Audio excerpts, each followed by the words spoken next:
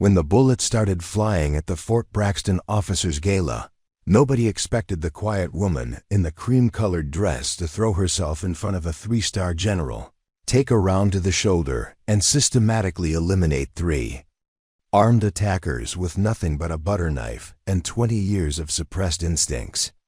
But that night, Elena Vasquez proved that sometimes the most dangerous people are the ones everyone mistakes for harmless. Preparing and narrating this type of story took us long efforts and hard work.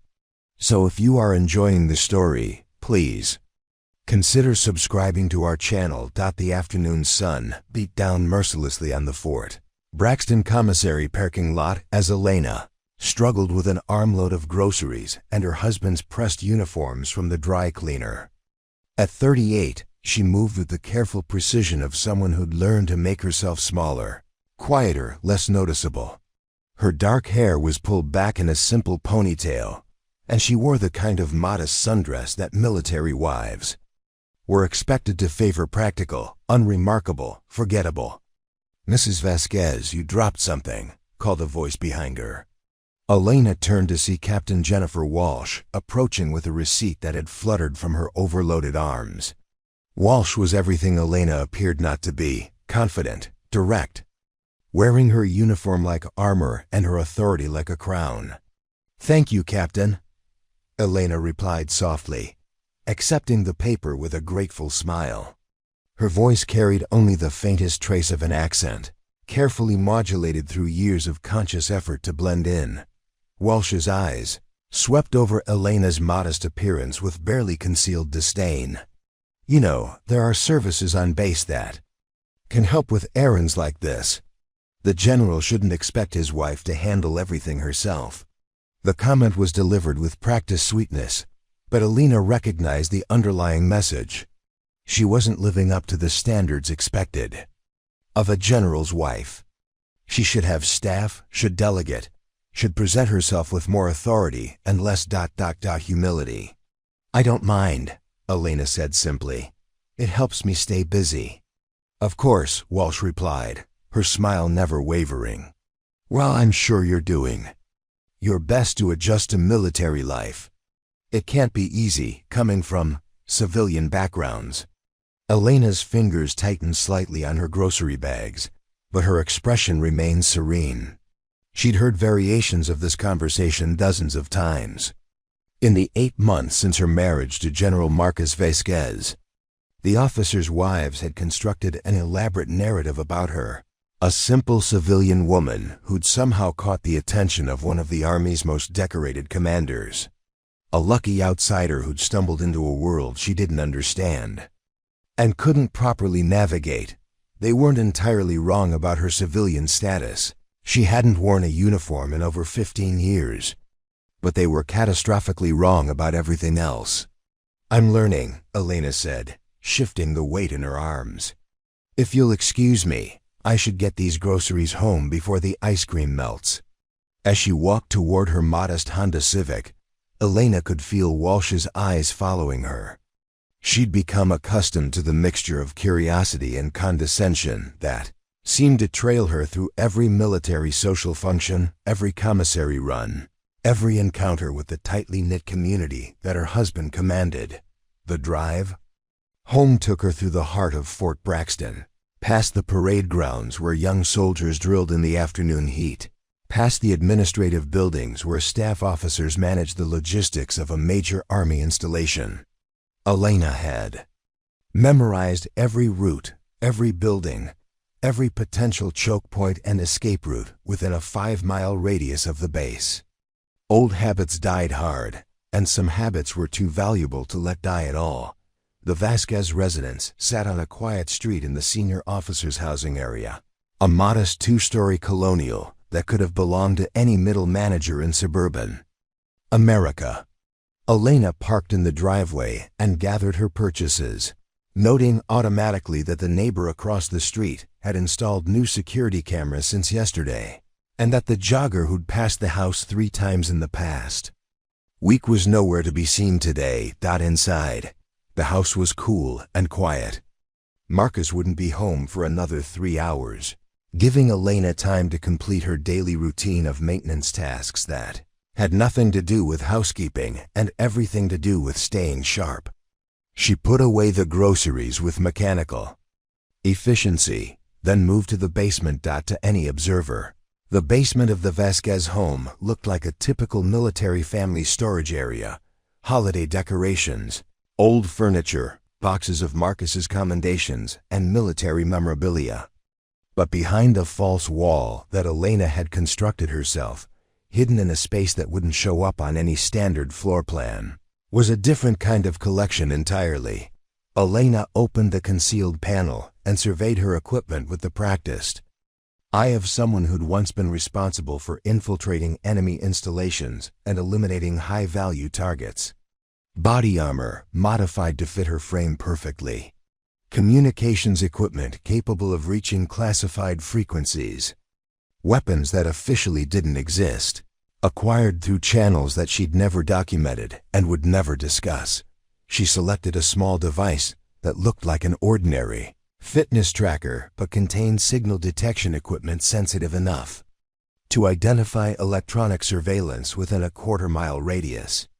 Elena strapped it to her wrist and activated the passive scanning mode, then closed the hidden panel and returned upstairs. The device immediately began detecting the expected signatures.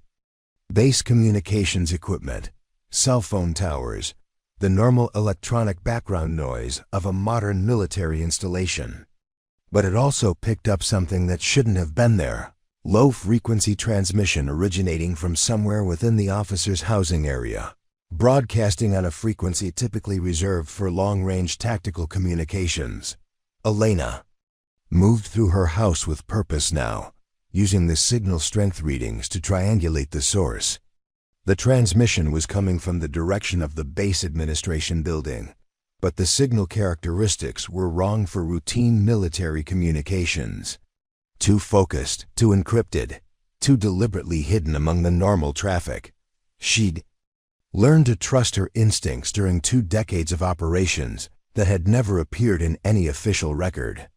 Those instincts were telling her that someone was conducting surveillance on Fort Braxton using equipment and frequencies that suggested either a serious security breach or hostile intelligence gathering.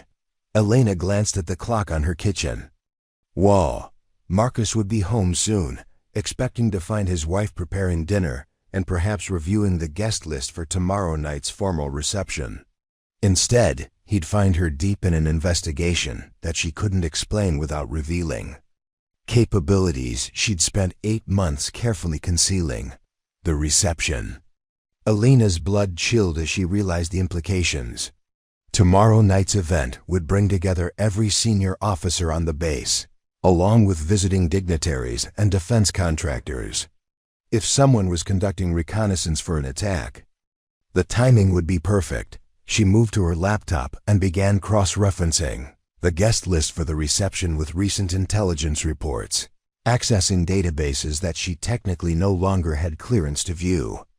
Elena's fingers flew over the keyboard with the speed of someone who'd once coordinated time-sensitive operations, where minutes could mean the difference between mission success and catastrophic failure.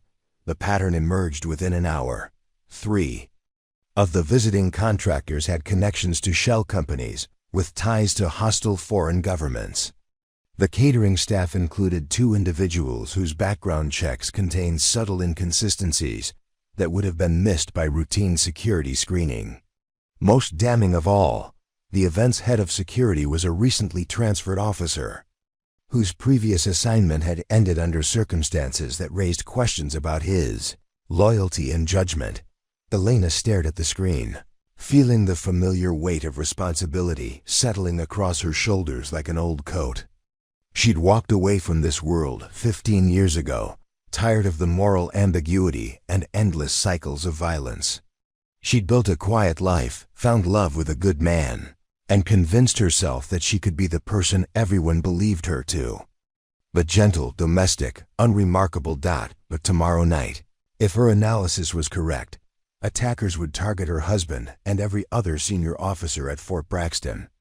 The woman Elena Vasquez appeared to be the timid military wife, who struggled with grocery bags and deferred to captains, would be utterly useless in that scenario. The woman she really was, however, was a different story entirely.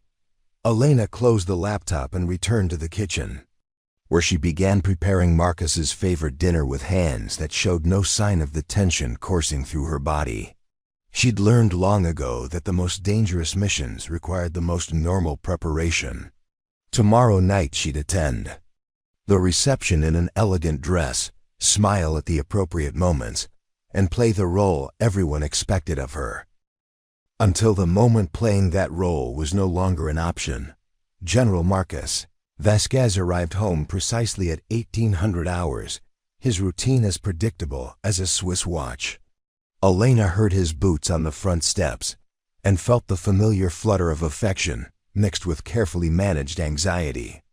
After 8 months of marriage, she still marveled at how easily he trusted her gentle facade, how completely he'd accepted her story of being a former State Department translator who'd grown tired of international assignments.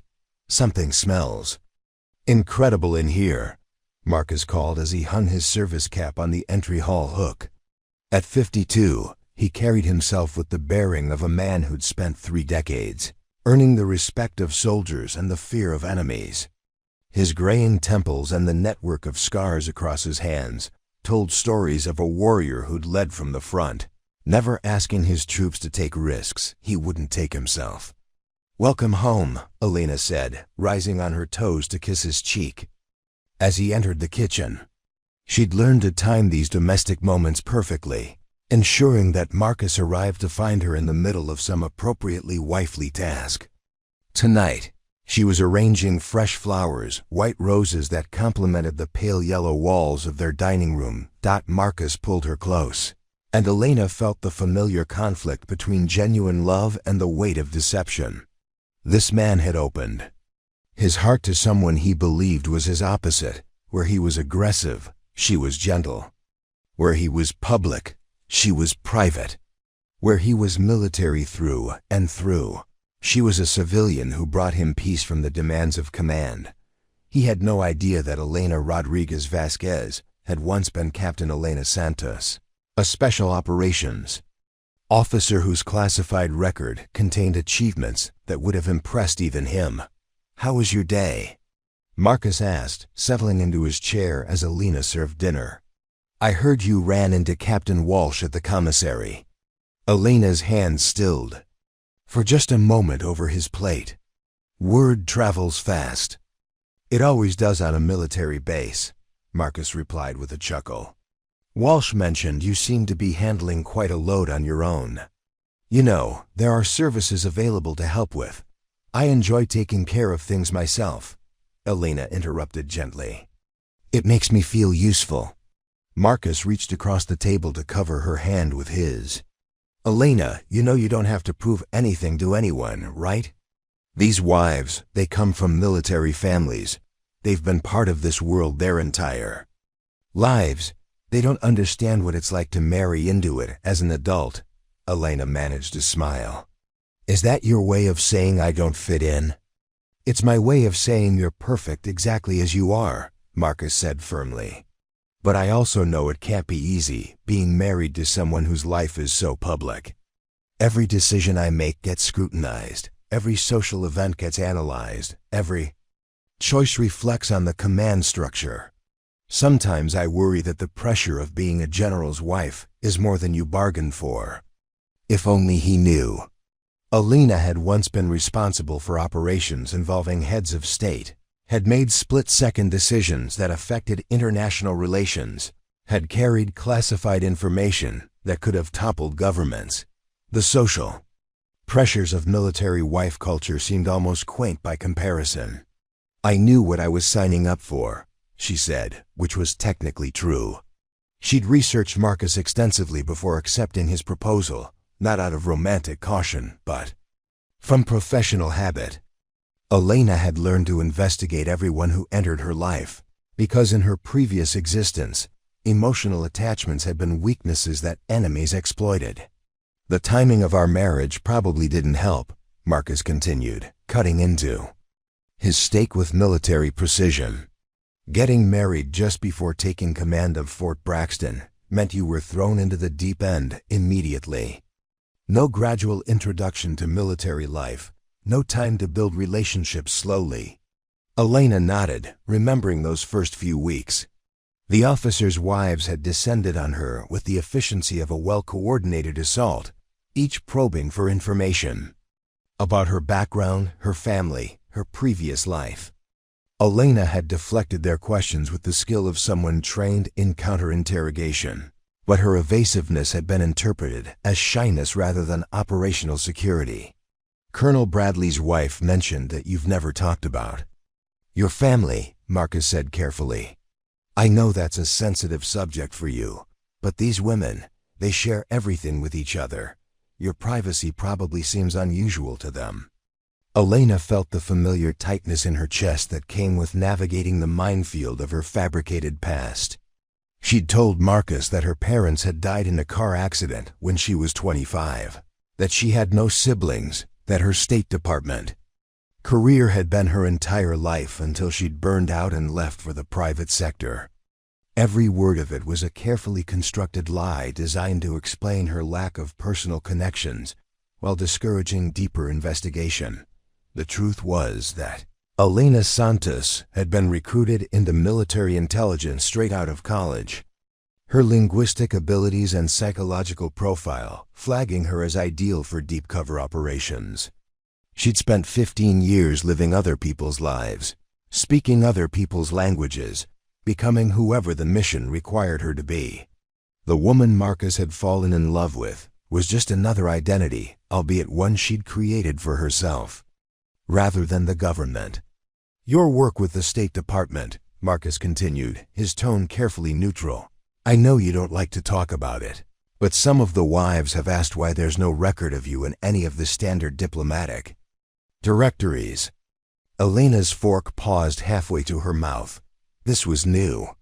Someone had been checking up on her more thoroughly than she'd anticipated. Translator positions aren't always public record, she said calmly, especially for sensitive assignments. Of course, Marcus agreed quickly. I told them that classified work doesn't end up in public databases. But it made me realize how little I actually know about that part of your life. 15 years is a long time to work in complete anonymity. Elena recognized the careful probing of a professional interrogator. Marcus might be approaching this as a concerned husband, but his military training was showing through. Someone had raised questions about her background, and those questions had reached his attention. What exactly are people saying? Elena asked, setting down her fork and meeting his eyes directly. Marcus hesitated, clearly uncomfortable with the direction of the conversation. Nothing specific. Just observations about how you carry yourself, how you react to certain situations. Captain Walsh mentioned that you move like someone with tactical training. Colonel Martinez's wife noticed that you always position yourself near exits at social events. Little things that probably mean nothing individually, but together, they create a pattern. Elena felt ice forming in her stomach. She'd been careful, but apparently not careful enough. 15 years of deep cover operations had left her with habits that were impossible to completely suppress: situational awareness, threat assessment, automatic positioning for rapid egress. She'd thought she'd adapted well enough to fool casual observation, but she'd underestimated the scrutiny that came with being married to a general. I suppose I do pay attention to my surroundings, Elena said carefully. Living overseas for so many years, you learn to be cautious.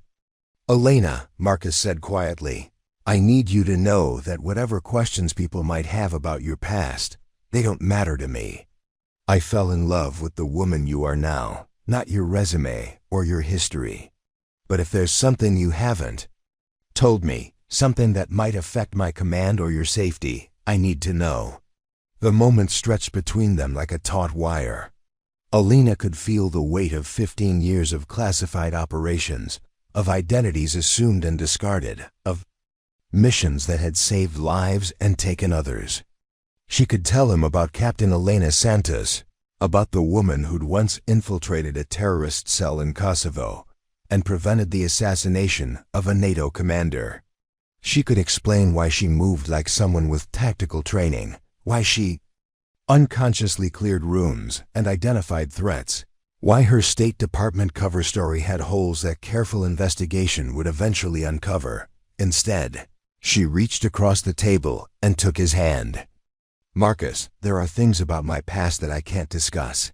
Not because I don't trust you, but because some secrets aren't mine to share. What I can tell you is that I've never lied to you about anything that matters. I love you, I'm committed to this marriage, and I would never do anything to compromise your position or endanger the people under your command." Marcus studied her face with the intensity of a man trained to read deception and detect weakness. After a long moment, he nodded. "That's enough for me. But Elena, if there's ever a situation where your past becomes relevant to the present, I need to know. The responsibility I carry extends to protecting you, and I can't do that if I'm operating blind." Elena squeezed his hand. "I understand." What she didn't say was that her past was about to become very relevant indeed. Tomorrow night's reception would test every skill she'd acquired during 15 years of operations that officially never happened. The gentle, retiring wife that Marcus loved would have to step aside for the warrior she'd tried to bury. The question wasn't whether she could access those skills when needed. Elena knew they were still there, sharp and ready despite years of dormancy. The question was whether she could reveal them without destroying the life she'd built and the man she'd learned to love. As they finished dinner in comfortable silence, Elena made her final decision. Tomorrow night, she would do whatever was necessary to protect Marcus and the others. If that meant destroying her carefully constructed identity, if it meant answering questions she'd hoped never to face, then that was a price she was prepared to pay. Some covers were worth blowing. Some secrets were worth revealing. Some wars were worth fighting, even when victory meant losing everything else. The Fort Braxton Officers' Wives Club met every Tuesday at 1000 hours in the base community center, a ritual as precise and hierarchical as any military formation. Elena arrived exactly on time, carrying homemade cookies that had taken her 45 minutes to prepare and would be dismissed within 45 seconds. She'd learned that punctuality was expected, but arriving early suggested desperation for acceptance, while arriving late implied disrespect for established protocol. Mrs. Catherine Bradley, wife of Colonel James Bradley and unofficial commander of the social order, surveyed Elena's offering with the expression of someone evaluating substandard equipment. At 63, Catherine had spent 4 decades perfecting the art of maintaining authority through strategic disapproval.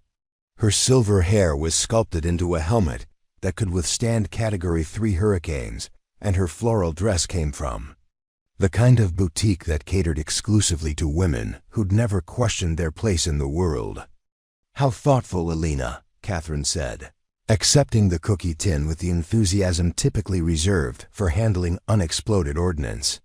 "Though I do hope you remembered that several of our members have dietary restrictions.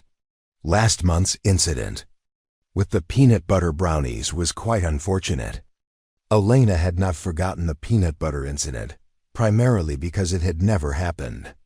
Catherine had a talent for creating fictional emergencies that cast doubt on other women's competence while establishing her own indispensability. Elena recognized the technique from psychological operations. Training create confusion and insecurity to maintain control over information flow. "I kept the ingredients simple," Elena replied. "Flour, butter, sugar, vanilla. Nothing that should cause problems." "Well, we can only hope," Catherine sighed, as if Elena had just announced her intention to serve arsenic-laced refreshments. "Ladies, shall we begin today's meeting?" The community center's main room filled with the wives of Fort Braxton Sr. staff, each woman occupying her designated position in the carefully calibrated social hierarchy. Colonel's wives sat in the front row, majors' wives clustered in the middle, and captains' wives arranged themselves according to their husbands' promotion prospects and their own political acumen. Elena, as the general's wife, technically outranked everyone present, but her civilian background and quiet demeanor had relegated her to the status of honored outsider, acknowledged but not accepted, deferred to in public but dismissed in private. "Our primary concern today," Catherine announced, "is security for tomorrow evening's reception. With so many visiting dignitaries and defense contractors attending, we need to ensure that every detail reflects the professionalism of Fort Braxton." Elena straightened slightly. She'd spent the previous evening analyzing the guest list and identifying multiple security vulnerabilities, but protocol demanded that she wait to be asked for input rather than volunteering observations that might be seen as overstepping her undefined role. "I've reviewed the catering arrangements," continued Mrs. Jennifer Walsh, Captain Walsh's wife and Catherine's designated successor. "The staff has been properly vetted and all dietary requirements have been accommodated. However, I do have concerns about the setup logistics." Elena's attention sharpened. Jennifer was discussing the same catering company she'd flagged during her research, the one with 2 employees whose background checks contained inconsistencies. This was her opportunity to raise security concerns through acceptable channels. "Mrs. Walsh," Elena said carefully, "I noticed that some of the catering staff are new hires. Has anyone verified their clearance levels for a restricted base event?" A subtle silence fell over the room, the kind of pause that preceded either acceptance or rejection of an outsider's suggestion. Elena felt the weight of 20 pairs of eyes evaluating her presumption in offering tactical input. "Elena, dear," Catherine said, with the tone typically reserved for explaining basic concepts to children, "the base security office handles all personnel clearances. We don't need to duplicate their work." "Of course," Elena replied, recognizing the dismissal. "I was simply wondering about the timeline, since some clearances can take weeks to process." "The clearance process is handled by professionals who understand security requirements," Jennifer added, her voice carrying the edge of someone defending her competence. "I'm sure they've considered all relevant factors." Elena nodded and remained silent, but her mind was racing through threat assessment protocols. The women around her were discussing flower arrangements and seating charts while potentially hostile operatives prepared to infiltrate tomorrow's event. Their dismissal of her concerns wasn't personal, it was institutional blindness. The kind of systemic failure that allowed security breaches to occur, because everyone assumed someone else was handling the details. "Speaking of security," said Mrs. Patricia Martinez, wife of Colonel Carlos Martinez, "has anyone else noticed the increased activity around the base perimeter?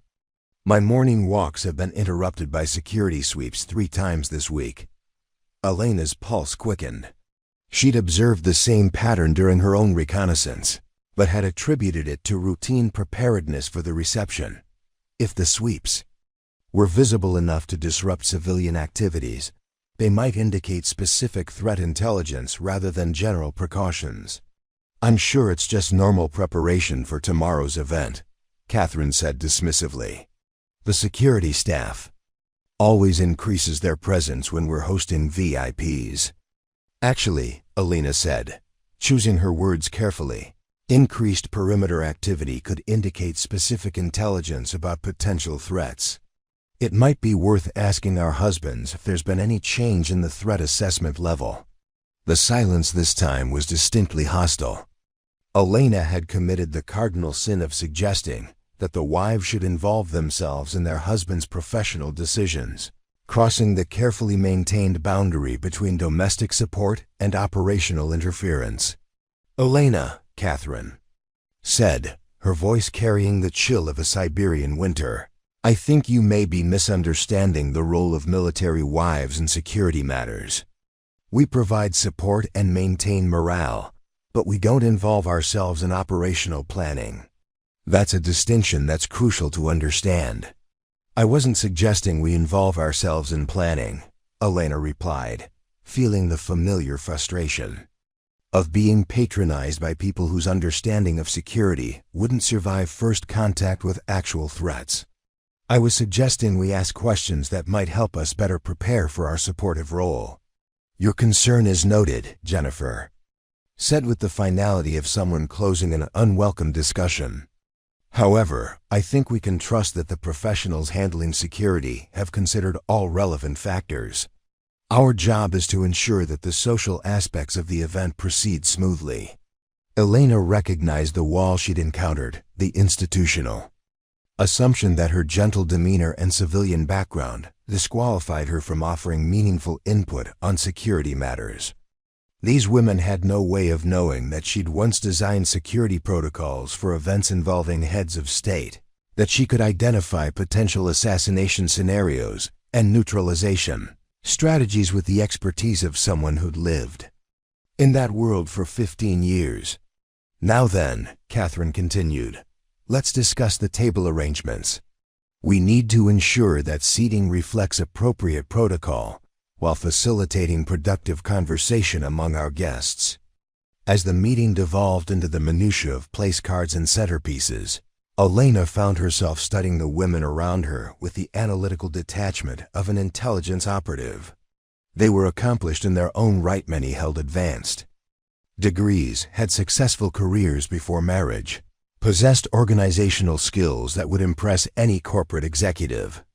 But they operated within a framework that discouraged independent analysis and punished deviation from established hierarchy. Mrs. Sarah Patterson, wife of Major Robert Patterson, was discussing floral arrangements with the passion of someone planning a state dinner. She'd spent 30 minutes explaining why white roses were more appropriate than yellow ones for a formal military reception, demonstrating knowledge of protocol that bordered on encyclopedic. But when Elena had raised legitimate security concerns, Sarah had remained silent, deferring to higher-ranking wives rather than engaging with the substance of the issue. Lieutenant Colonel's wife Amanda Foster was reviewing guest dietary restrictions with the precision of a logistics coordinator, cross-referencing allergies and preferences with military efficiency. She'd identified 3 potential conflicts and developed contingency plans that would prevent embarrassing incidents during the dinner service. But she'd shown no interest in Elena's observations about perimeter security, apparently viewing such matters as outside her sphere of competence. The pattern was consistent throughout the room. Highly capable women who'd been socialized to limit their expertise to narrowly defined domains, leaving crucial gaps in awareness and preparedness. Elena recognized the phenomenon from her intelligence work, compartmentalization that enhanced operational security, but reduced overall situational awareness. As the meeting concluded with assignments for tomorrow's event coordination, Elena gathered her empty cookie tin and prepared to leave. She'd accomplished nothing beyond confirming her status as an outsider whose input was unwelcome, while failing to communicate vital security concerns to people who could have passed them through appropriate channels. Elena, Catherine called. As the other women filed out, a word, please. Elena paused, recognizing the tone of someone preparing to deliver corrective guidance. Catherine approached with the measured pace of a commanding officer, addressing a subordinate who'd overstepped boundaries. I wanted to speak with you about today's discussion, Catherine said, her voice carrying the authority of 4 decades in military communities. I understand that your background may have exposed you to different perspectives on security matters, but it's important to understand that military wives have specific roles and responsibilities. When we start second-guessing professional security arrangements, we risk creating confusion and undermining confidence in established procedures. Elena felt the familiar tension between her training and her cover identity. Catherine was essentially telling her to stop thinking like someone with security expertise and start behaving like someone whose only qualification was marriage to a high-ranking officer. I understand, Elena replied, the words tasting like sawdust in her mouth. I was only trying to be helpful. I know, dear. Catherine said with condescending kindness. But sometimes the most helpful thing we can do is trust that the people responsible for complex matters know what they're doing. Your job tomorrow is to be a gracious hostess and supportive wife, not a security consultant. As Alina walked to her car, she reflected on the impossible position she'd created for herself. The skills that made her capable of identifying real threats were the same skills that marked her as inappropriately intrusive in the social context she was trying to navigate. Tomorrow night, she would have to choose between maintaining her cover and protecting people who saw her expertise as presumptuous interference. The irony was bitter and complete. Alina had spent years learning to blend into civilian life to suppress the instincts that had kept her alive through missions across 3 continents. She'd succeeded so well that even when those instincts detected genuine danger, nobody would listen to the gentle military wife who'd raise concerns beyond her supposed understanding. By tomorrow evening, that careful camouflage might prove to be the most dangerous deception of all. The morning of the reception dawned clear and cold, with the kind of crisp October air that made every sound carry further than expected. Alina stood at her kitchen window, watching the unusual patterns of movement across Fort Braxton through military-grade binoculars that she'd hidden inside a decorative telescope case. To any observer, she appeared to be an astronomy enthusiast, enjoying the dawn light. In reality, she was conducting surveillance that would have impressed the base intelligence office. 3 vehicles had passed the checkpoint using temporary credentials that didn't match the registration database. 2 maintenance crews were working on communication towers that showed no signs of requiring repair. Most concerning of all, the catering trucks had arrived 6 hours earlier than scheduled, and their drivers had spent 20 minutes in areas that had nothing to do with food preparation. Alina lowered the binoculars and reached for her secure phone, a device that officially didn't exist, routed through channels that would never appear on any government communication log. She dialed a number she'd memorized but hoped never to use. "Phoenix," came the voice after 2 rings. "This is Nightingale," Alina replied, using the call sign that hadn't been active for 15 years. "I need current threat assessment for Fort Braxton, immediate priority." A pause. "Nightingale, you've been dark for over a decade. What's your status?" "Married to the installation commander. Currently operating under deep civilian cover. I have indicators of coordinated reconnaissance activity targeting tonight's VIP reception. Stand by." Alina could hear keyboard activity in the background, databases being accessed, protocols being verified. "Nightingale, your clearance was maintained at oversight level. We show no active threats against Fort Braxton or General Vasquez specifically. The threat indicators I'm observing suggest otherwise," Alina said, moving to her laptop where she'd compiled her analysis. "Cross-reference the guest list with recent shell company formations in Moldova and Cyprus. Look specifically at Dmitry Kozlov, listed as a defense contractor from Meridian Systems International. More keyboard activity." "How did you obtain guest list information?"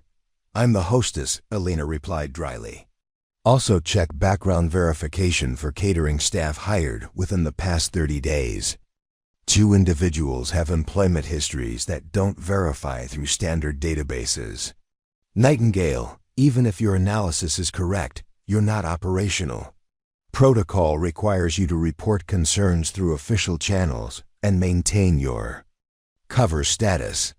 Alina felt the familiar frustration of bureaucratic procedure conflicting with tactical reality. "Official channels have dismissed my concerns as inappropriate civilian interference. Base security is treating this as routine event management, not potential hostile action. Then you maintain cover and stay clear of any situation that might compromise your identity. That's a direct order from oversight." The line went dead. Alina stared at the phone, recognizing the impossible position she'd been placed in. Her former handlers wanted her to remain invisible while potentially hostile operatives prepared to strike. Her husband's security staff wouldn't listen to a general's wife offering tactical analysis. The military wives community had made it clear that her input on security matters was unwelcome and inappropriate. She was the only person at Fort Braxton with the training to recognize what was happening and the skills to respond effectively, but everyone who should listen had reasons to dismiss her concerns. Elena made coffee with mechanical precision while her mind raced through contingency planning. By 1800 hours, over 200 guests would gather in the officers' club for dinner, dancing, and speeches that would place General Vasquez and every other senior commander in the same location at the same time. If her analysis was correct, it would be the perfect opportunity for coordinated assassination or hostage-taking by operatives who'd spent weeks infiltrating the base's civilian contractors. Her phone rang. Marcus's number appeared on the display. "Good morning, beautiful." His voice carried the relaxed warmth of someone anticipating a pleasant social evening rather than a potential military crisis. "I wanted to confirm that you're still planning to wear the blue dress tonight. Protocol office wants to ensure all spouses are dressed appropriately for the photographer." "The navy blue with the modest neckline," Elena confirmed. "I remember the guidelines." What she didn't mention was that she'd chosen the dress specifically because its tailored fit would conceal body armor, and its long sleeves would hide the tactical watch she intended to wear. "Perfect. Also, I know this might sound strange, but base security mentioned some unusual communication intercepts last night.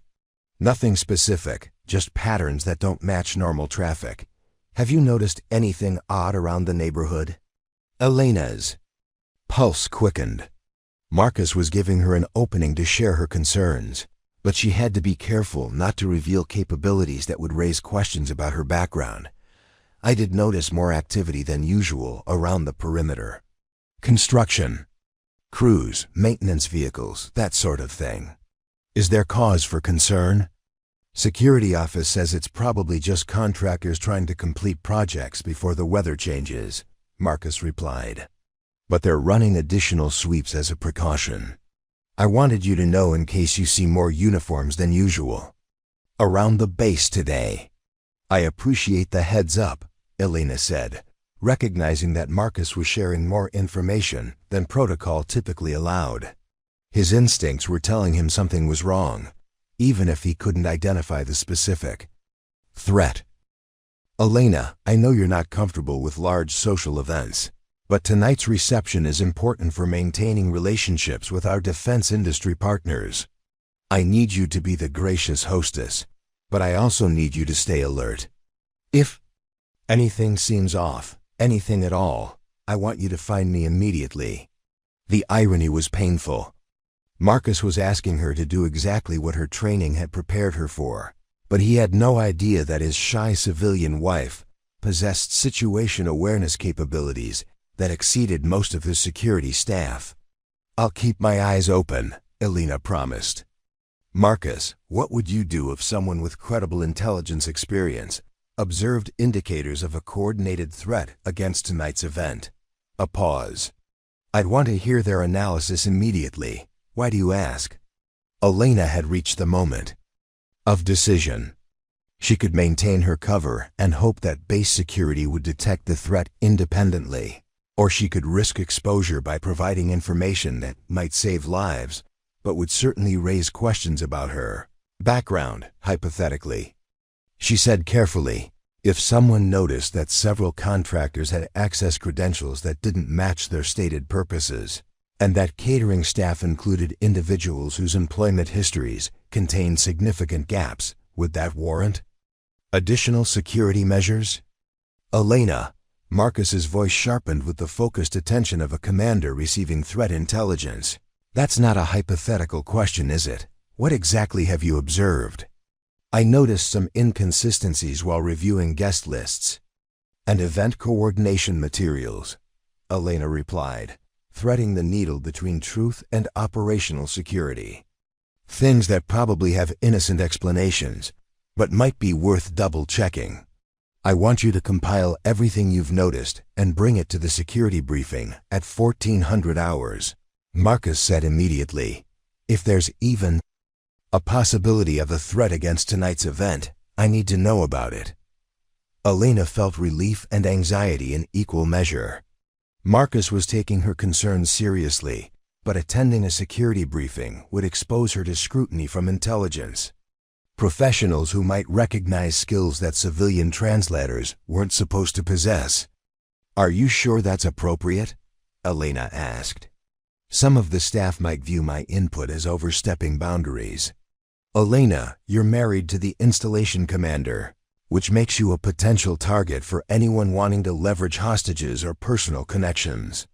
Your safety concerns are absolutely appropriate, and your observations could be vital intelligence. Anyone who has a problem with that can explain their objections to me personally. After ending the call, Elena sat quietly in her kitchen, staring at the coffee that had grown cold while she'd navigated the conversation. For 8 months, she'd maintained perfect cover as the shy, retiring wife who deferred to others' expertise. In one phone call, she'd begun the process of revealing capabilities that would forever change how Marcus and his staff viewed her. But the alternative was allowing a potential attack to proceed while she remained silent to protect a fiction. Elena had spent 15 years choosing mission success over personal safety, and that calculus hadn't changed just because she'd retired from official service. She moved to her laptop and began preparing a threat assessment briefing that would demonstrate analytical capabilities far beyond those of a former State Department translator. By this afternoon, Elena Vasquez would have to become someone else, entirely someone, whose expertise commanded respect even as it raised uncomfortable questions about who she really was. The shy military wife was about to step aside for the intelligence operative who'd been hiding beneath the surface. Elena only hoped that the people she was trying to protect would be able to handle the truth about the woman they'd dismissed as irrelevantly gentle. Some covers could only be maintained until they became obstacles to the mission. Tonight, Elena's mission was keeping her husband and his officers alive, whatever the personal cost. The security briefing room in building C7 hummed with the kind of controlled tension that preceded either breakthrough intelligence or catastrophic oversight. Elena arrived at 1350 hours, carrying a leather portfolio that contained analysis sophisticated enough to impress CIA station chiefs but presented with the restraint of someone trying not to seem presumptuous. The room's occupants' base security chief, Colonel Patricia Reeves, Intelligence Officer Major David Kim, and Military Police Commander Captain Robert Torres watched her enter with expressions ranging from polite curiosity to barely concealed skepticism. General Vasquez gestured for Elena to take the empty chair beside him, a positioning that she recognized as both supportive and protective. Marcus was signaling that his wife's input had his backing, while simultaneously shielding her from any suggestion that she was overstepping civilian boundaries. "Gentlemen, Colonel Reeves," Marcus began, "my wife has identified some patterns that may be relevant to tonight's security posture. Elena, please share your observations." Elena opened her portfolio with hands that showed no sign of the adrenaline coursing through her system. The documents she'd prepared represented hours of analysis using techniques that would have been familiar to any intelligence professional, but might seem impossibly sophisticated coming from a former State Department translator. "I've been reviewing guest lists and contractor information for tonight's reception," Elena said, her voice carrying the measured authority of someone presenting classified briefings. "Several elements don't align with standard background verification protocols." She placed the first document on the table, a matrix comparing guest credentials with corporate registration databases. Dmitry Kozlov, listed as representing Meridian Systems International, is traveling on a diplomatic passport issued by Moldova, but with visa stamps indicating extended residence in Cyprus. Meridian Systems was incorporated 18 months ago with no prior corporate history and minimal financial footprint. Major Kim leaned forward, studying the analysis with obvious interest. Where did you obtain this corporate background information? Elena had anticipated the question and prepared an answer that was technically truthful while concealing the extent of her capabilities. International business databases are publicly accessible if you know which ones to search. My State Department. Experience included economic analysis that required similar research. Colonel Reeves examined the document with the intensity of someone recognizing professional-level intelligence work. This level of detail typically requires subscription access to premium financial databases. How did you? I maintained my research credentials after leaving government service. Elena interrupted smoothly. Old habits from economic intelligence work. Marcus was studying his wife with an expression she'd never seen before, not suspicion, exactly, but the focused attention of a commander recognizing capabilities he hadn't known existed. Elena felt the familiar tension between operational requirements and cover maintenance, but pressed forward with her presentation. The catering contractor presents additional concerns, Elena continued, placing a second document on the table. Prestige Events Management hired 6 temporary staff members within the past 2 weeks. 2 of these individuals have employment gaps that coincide with periods of civil unrest in Eastern European regions, where Russian intelligence services are known to recruit assets. Jesus Christ, Captain Torres muttered, recognizing implications that extended far beyond routine event. Security. You're suggesting coordinated foreign intelligence penetration of tonight's event. I'm presenting data patterns that warrant investigation, Elena replied carefully. The coincidences could be innocent, but taken together, they suggest the possibility of organized reconnaissance or preparation for hostile action. Major Kim was frantically taking notes, his expression shifting from skepticism to alarm as he processed the implications. Mrs. Vasquez, this type of analysis typically requires access to classified databases and specialized training in counterintelligence methodology. How were you able to identify these patterns? Elena felt the walls closing in around her carefully constructed identity. The analysis she'd presented was indeed beyond the capabilities of most State Department translators, and Kim's question suggested he was beginning to suspect that her background might include elements she hadn't disclosed. Economic intelligence work at State involved similar pattern recognition, Elena said, maintaining her cover while recognizing its increasing fragility. Foreign business relationships often mask intelligence operations, so we learn to identify suspicious corporate structures and employment patterns. Colonel Reeves had been silent throughout the presentation, but Elena could see her evaluating not just the intelligence, but the person presenting it. Reeves had spent 20 years in military intelligence, and Elena recognized the look of a professional recognizing another professional operating under inadequate cover. There's more, Elena said, placing her final document on the table. This was the evidence that would either vindicate her concerns or destroy her credibility entirely. I intercepted communications yesterday evening that suggest coordination between these contractors and an external command authority. The room went dead silent. Elena had just admitted to conducting signals intelligence operations capabilities that no civilian should possess and activities that required specialized equipment and training that definitely didn't match her stated background. You intercepted communications? Marcus's voice was carefully controlled, but Elena could hear the underlying question. Who the hell are you really? I detected unusual signal patterns while using amateur radio equipment, Elena said, offering a partial truth that might explain her capabilities without revealing their true extent. The transmissions were encrypted, but the timing and frequency patterns suggested coordination between multiple parties. Major Kim's hands had stopped moving across his notepad. Mrs. Vasquez, detecting and analyzing encrypted communications, requires sophisticated equipment and extensive training in signals intelligence. Amateur radio operators don't typically possess those capabilities. Elena realized she'd reached the point where maintaining her cover would require abandoning the intelligence that might save lives tonight.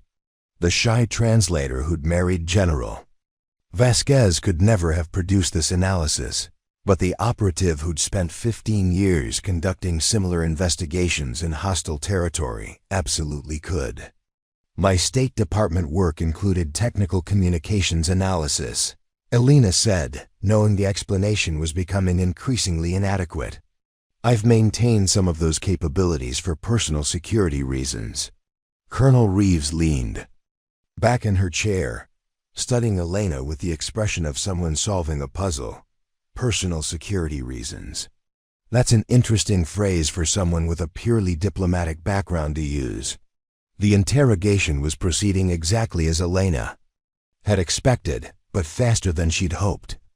Her analysis was too sophisticated, her methodology too professional, her capabilities too extensive for the identity she'd constructed. Soon, someone would begin checking databases that would reveal gaps in her cover story, or worse, might uncover traces of her classified background that had been imperfectly scrubbed. The important question, Elena said, redirecting attention from her credentials to the immediate threat, is whether these indicators warrant enhanced security measures for tonight's event. If I'm correct about coordinated hostile intent, standard reception security will be inadequate. If you're correct, Marcus said quietly, we're looking at a potential assassination attempt or hostage scenario involving foreign intelligence services operating on American soil. That would require immediate notification of federal authorities and possible cancellation of tonight's event. Elena nodded, recognizing the weight of what she was suggesting. The pattern suggests operatives have been positioning themselves for weeks. Canceling tonight might only delay the attack while allowing them to escape detection. So what are you recommending? Colonel Reeves asked, her tone suggesting she was taking Elena's analysis seriously, despite growing questions about its source. Elena felt the familiar weight of operational decision-making settling across her shoulders. For 8 months, she deferred to others' expertise and accepted their judgment about matters within her competence. Now lives hung in the balance, and the shy military wife would have to step aside for the professional who'd spent years preventing exactly this type of attack. Enhanced screening for all catering and contractor personnel, with particular attention to the individuals I've identified, Elena said, her voice gaining the authority of someone accustomed to making tactical recommendations. Counter-surveillance of the identified communication frequencies to detect any coordination activities. Modified security posture that assumes potential hostile action rather than routine event management. And if your analysis is wrong? Captain Torres asked. If we implement counterterrorism protocols for a routine social function? Elena met his eyes directly. Then tonight's reception proceeds smoothly with slightly enhanced security, and I accept responsibility for raising false alarms. But if I'm right and we don't act, people will die. The room fell silent as the implications settled. Elena had presented intelligence that suggested imminent attack, recommended responses that would transform tonight's event into a military operation, and revealed analytical capabilities that contradicted everything they thought they knew about her background. Marcus spoke first. Colonel Reeves, I want immediate background verification on every contractor and catering staff member. Major Kim, establish surveillance on the communication frequencies my wife identified. Captain Torres, brief your people on potential threat scenarios and enhance security protocols. As the officers began implementing her recommendations, Elena felt the familiar satisfaction of mission planning combined with the anxiety of blown cover. Tonight would test whether her 15 years of retirement had dulled reflexes that might be needed to keep her husband and his staff alive. The shy translator was disappearing, replaced by someone who'd spent years thinking like the enemy to stay ahead of threats that could kill without warning. Elena only hoped that the people she was trying to protect would be able to handle the truth about who she really was. The phone call came at 16:30 hours, just as Elena was selecting jewelry that would complement the navy dress she'd chosen for its tactical advantages rather than its fashion appeal. The caller ID showed a number she didn't recognize, but the voice that answered her greeting was coldly familiar. "Mrs. Vasquez, this is Deputy Director Sarah Whitmore from Defense Intelligence Agency. I need to speak with you immediately regarding your activities this afternoon." Elena felt ice forming in her stomach. Whitmore's name appeared in databases that officially didn't exist, associated with operations that had been classified above Elena's clearance level, even during her active years. If Dia had taken interest in her situation, it meant someone with serious authority was concerned about her recent visibility. "I'm not sure what you mean," Elena replied, reverting to the careful neutrality of someone trained never to confirm or deny anything over unsecured communications. "Your intelligence briefing to Fort Braxton security staff 3 hours ago," Whitmore said with the precision of someone reading from official transcripts. "You presented analysis that demonstrated capabilities inconsistent with your documented background. That inconsistency has triggered certain protocols." Elena moved away from her bedroom window, instinctively seeking the interior spaces that would be hardest to monitor through electronic surveillance. "I shared some observations with my husband's security team. I wasn't aware that constituted a security violation." "Captain Elena Santos," Whitmore said, and Elena's blood turned to ice water. "Operational name Nightingale. Classified service record spanning 15 years of deep cover assignments across 3 continents. Officially deceased as of September 2008, with all traces scrubbed from government databases to protect ongoing operations." The use of her real name and classified details meant that someone with access to the deepest intelligence archives had decided to break Elena's cover completely. Her carefully constructed civilian identity was now worthless, and everyone who'd interacted with her today would soon know that the general's shy wife was actually a retired special operations officer. "You're mistaken," Elena said automatically, though she knew the denial was pointless. "Mrs. Vasquez, your husband is currently in a secure conference room with federal agents, who are explaining why his wife's background check contained fabricated information and why her marriage to a general officer represents a potential security compromise. He's learning that the woman he married doesn't exist." Elena sat down heavily on her bed, feeling the weight of 15 years of carefully maintained deception crashing down around her. Marcus was discovering that their entire relationship had been built on lies, that the gentle translator he'd fallen in love with was actually a trained killer whose real background included missions that would horrify civilian sensibilities. "What do you want?" Elena asked quietly. "I want you to pack a single bag and report to Andrews Air Force Base within 6 hours, Whitmore replied. "You'll be debriefed regarding your current intelligence activities and relocated to a facility where your specialized knowledge can be properly managed." Elena understood the euphemism. She was being disappeared again, just as she had been 15 years ago when Captain Elena Santos had officially died to create the civilian identity that had allowed her to build a normal life. This time, Elena Vasquez would cease to exist, and the woman who'd tried to warn about tonight's attack would vanish into a bureaucratic black hole. "And if I refuse? Then your husband's career ends with a court-martial for security violations. And every officer who attended today's briefing faces charges for mishandling classified information.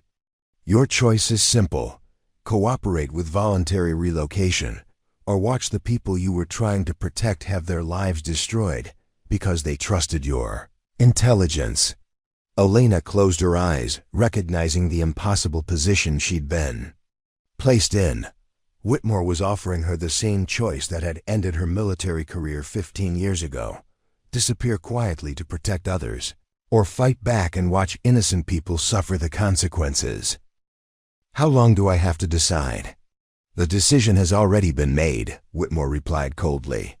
Transportation will arrive at your residence at 1900 hours. Be ready. The line went dead. Elena stared at the phone, understanding that she had 90 minutes before her life as Elena Vasquez ended forever. Worse, the timing meant that she'd be removed from Fort Braxton just as tonight's reception began, leaving Marcus and his staff vulnerable to the attack she'd identified but would no longer be present to help prevent. Her secure device chimed with an incoming message. Nightingale, operational recall authorized under Emergency Protocol 7. Compliance is mandatory. Any resistance will be interpreted as hostile action against federal security interests. Elena deleted the message and moved to her hidden equipment cache. If DI wanted to disappear her to protect their bureaucratic interests while leaving Fort Braxton vulnerable to attack, they had seriously underestimated who they were dealing with. Captain Elena Santos had spent 15 years outmaneuvering enemies who were significantly more dangerous than mid-level intelligence administrators.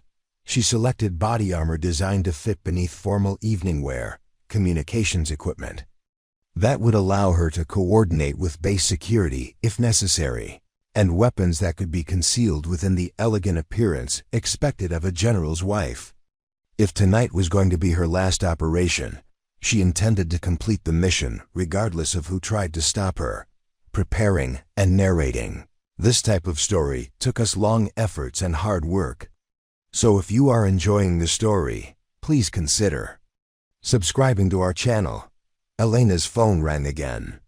Marcus's number appeared on the display. Elena, his voice was strained, carrying the weight of someone whose entire understanding of reality had just been shattered. I need you to come to Building C7 immediately. There are people here who need to speak with you.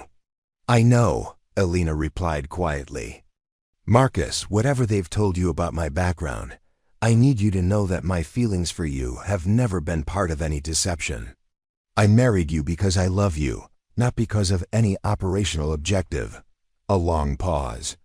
Elena, they're saying that you're a trained intelligence operative who's been lying about your identity for our entire relationship. They're saying that your real name isn't even Elena Vasquez. Elena felt tears threatening, but blinked them back with the discipline of someone who'd learned that emotional displays were luxuries that could get people killed. They're not wrong about my background, but they're wrong about my motivations. Everything between us has been real. Then come in and explain it to them, Marcus said, his voice carrying the desperate hope of someone trying to salvage a relationship that might still be worth saving. If you're really trying to protect people, then work within the system instead of operating outside it. Elena looked at her watch. 73 minutes until DA transportation arrived to remove her from the situation. 6 hours until tonight's reception began with security measures that might not be adequate to prevent the attack she'd identified. The system Marcus wanted her to trust was the same system that was more concerned with protecting bureaucratic interests than preventing potential casualties. Marcus, the people they're sending to collect me don't care about tonight's security. They care about containing a situation that makes them look incompetent. If I go with them, nobody will be watching for the indicators I identified. Elena, if you run from this, if you disappear rather than facing the questions they need to ask, then everything they're saying about you becomes true. You become someone who deceived me and everyone else to pursue some hidden agenda. Elena felt the weight of the impossible choice. Surrender to people who would sacrifice tonight's security for their own protection, or become a fugitive whose actions would destroy the reputation of everyone who'd trusted her intelligence. I love you, she said quietly. Whatever happens tonight, remember that. She ended the call and turned off the phone. Elena Vasquez, the shy military wife who'd tried to work within proper channels, had been officially silenced. But Captain Elena Santos, the operative who'd spent 15 years protecting people from threats they never saw coming, was about to become very visible indeed. Tonight's reception would proceed as scheduled. with or without official approval for the security measures Elena had recommended. If hostile operatives were planning to exploit the gathering of senior officers, they would discover that the general's harmless wife was neither general's property nor harmless. Some covers were blown by enemy action. Others were sacrificed for mission success. Elena was about to prove that the most dangerous undercover operative was one who'd stopped caring about maintaining her identity and started focusing exclusively on completing her mission. The shy translator was gone. The woman walking into tonight's reception would be someone entirely different, someone whose 15 years of enforced retirement were about to end with extreme prejudice. The officers' club at Fort Braxton had been transformed into an elegant ballroom that would have impressed Washington society columnists and foreign dignitaries alike. Crystal chandeliers cast warm light over tables draped in military blue and gold, while a small orchestra played background music that provided sophisticated ambience without interfering with conversation. Elena arrived at 19:15 hours, precisely fashionably late, wearing the navy dress that concealed tactical equipment beneath its elegant lines. She moved through the reception with the practiced grace of someone who'd attended diplomatic functions in a dozen countries, accepting compliments on her appearance while conducting systematic surveillance of every face in the room. The catering staff she'd flagged during her afternoon analysis were all present, positioned at strategic locations that would provide optimal fields of fire if tonight's event was indeed cover for an assassination attempt. General Vasquez stood near the main entrance, greeting arriving guests with the confident bearing of a commander who believed his security staff had addressed all potential threats. Elena felt a stab of guilt watching him smile at visitors whose credentials she'd questioned, knowing that he was operating with incomplete information because she'd chosen to attend the reception rather than submit to DIA extraction. "Elena, you look absolutely radiant," said Catherine Bradley, approaching with the determined cheerfulness of someone fulfilling social obligations, despite underlying tensions. "I was concerned you might not feel well enough to attend after this afternoon's excitement." Elena recognized the fishing expedition disguised as concern. Word of the security briefing had spread through the wives' community with the efficiency of a military communication network, though the details had undoubtedly been distorted through multiple retellings. "I'm feeling much better," Elena replied, accepting a champagne flute from a passing waiter while discreetly noting that the server's hands showed calluses consistent with weapons training rather than food service. "I hope my concerns didn't cause too much disruption to the evening's preparations." "Oh, not at all," Catherine assured her with the kind of smile that suggested exactly the opposite. "Though I must say, everyone was quite impressed by your attention to detail. Colonel Reeves mentioned that your observations were remarkably thorough for someone without a military background." Elena felt the careful probing behind Catherine's words. The afternoon's briefing had raised questions about her capabilities that were now circulating through Fort Braxton's social hierarchy, creating curiosity about the general's wife, who demonstrated unexpected expertise in security analysis. "I've always been detail-oriented," Elena said, scanning the room while maintaining the appearance of casual conversation. "Sometimes an outside perspective can notice things that familiarity might overlook." Across the ballroom, she spotted Dmitri Kozlov engaged in animated conversation with two defense contractors whose credentials had appeared legitimate during her background research. Kozlov's body language suggested nervous energy that went beyond normal social interaction. He was checking his watch frequently and positioning himself near the emergency exits with the awareness of someone planning rapid egress. Elena excused herself from Catherine's increasingly pointed questions and moved toward the buffet area, where she could observe the catering staff while appearing to select refreshments. The two servers she'd identified as suspicious were communicating through subtle hand signals that wouldn't be noticed by casual observers, but were clearly coordinated movements designed to time some kind of action. Her tactical watch vibrated. against her wrist with an incoming message. DIA extraction team en route to your location. Do not resist collection procedures. Elena deleted the message without reading it completely and continued her surveillance, noting that several guests were behaving in ways that suggested heightened awareness of their surroundings. Mrs. Vasquez, a voice said behind her, and Elena turned to find Major Kim approaching with the expression of someone delivering unwelcome news. I need to speak with you privately about this afternoon's security recommendations. Elena allowed him to guide her toward a quiet corner of the ballroom, recognizing that Kim was probably acting on orders to keep her under observation until federal agents could arrive to collect her. The timing was becoming critical. If DIA extracted her before the attack commenced, she wouldn't be present to respond when her predictions proved accurate. Major, I appreciate your concern, but I think we should focus on tonight's security rather than this afternoon's briefing procedures, Elena said, keeping her voice low while maintaining visual contact with the suspicious catering staff. Kim's expression tightened. Ma'am, there are aspects of the situation that you may not fully understand. Federal authorities have raised questions about. His words were cut off by the distinctive sound of glass breaking somewhere near the main entrance, followed immediately by shouts of alarm and the unmistakable crack of small arms fire. Elena's training took over instantly, her mind shifting from social camouflage to tactical response as screams erupted throughout the ballroom. Get down! Elena shouted, grabbing Kim's arm and pulling him behind the solid oak buffet table as more gunfire erupted from multiple directions. Through the chaos, she could see muzzle flashes near the kitchen entrance and the main doors.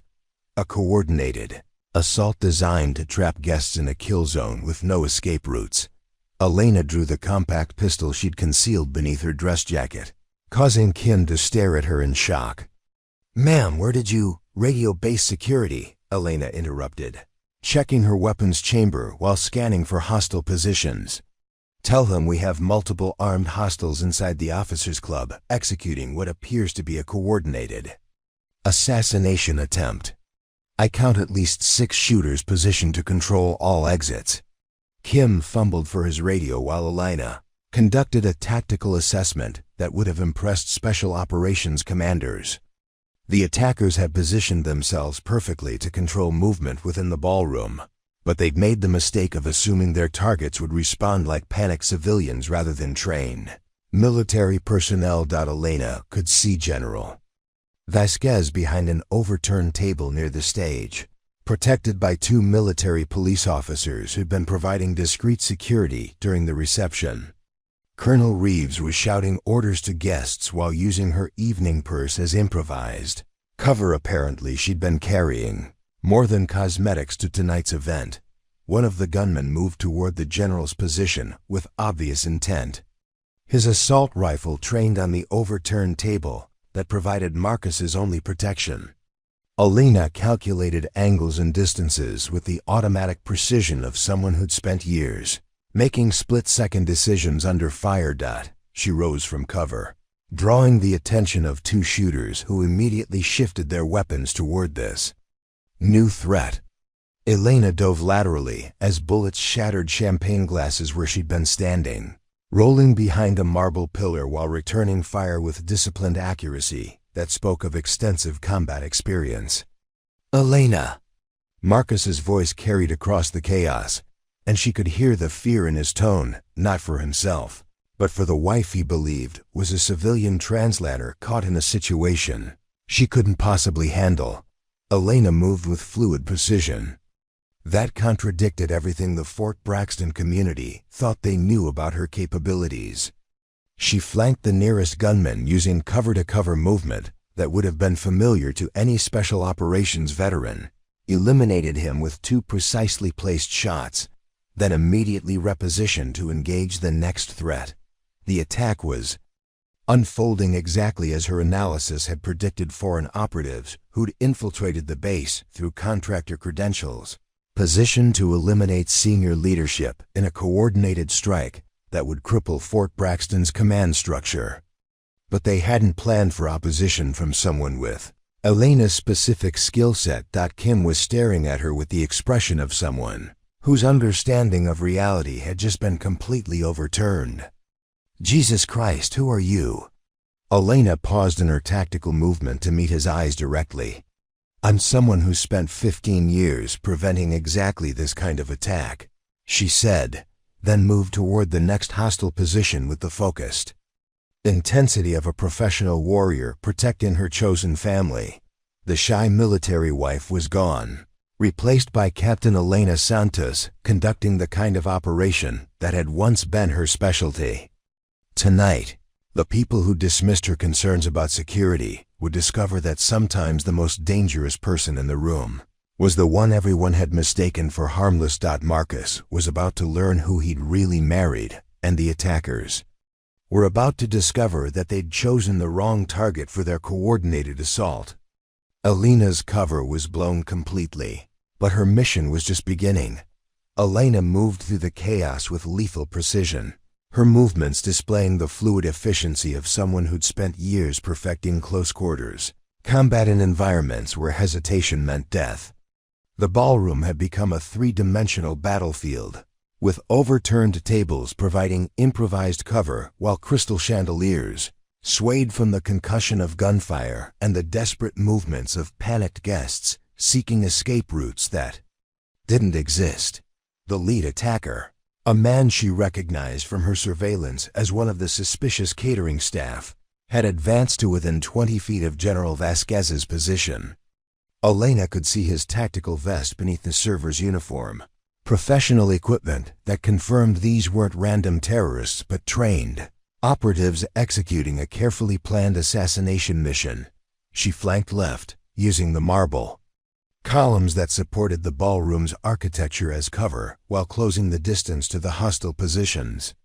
Elena's evening dress had torn during her initial movement, revealing the tactical gear underneath and causing several guests to stare in shock at the transformation of the general's shy wife into someone who moved like a seasoned combat veteran. "Base security, this is Major Kim," she heard over the radio traffic that filled the air between bursts of gunfire. "We have confirmed hostile action at the officers' club. Multiple armed subjects attempting assassination of senior leadership.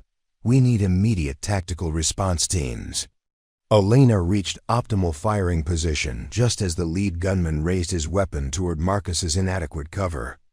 Time slowed with the crystalline clarity that came during life-or-death moments, and Elena could see the precise trajectory that would end her husband's life in the next 3 seconds.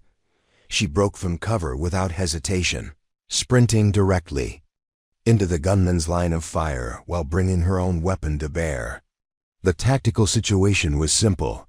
The attacker's position gave him a clear shot at Marcus, but required him to expose himself to Elena's approach.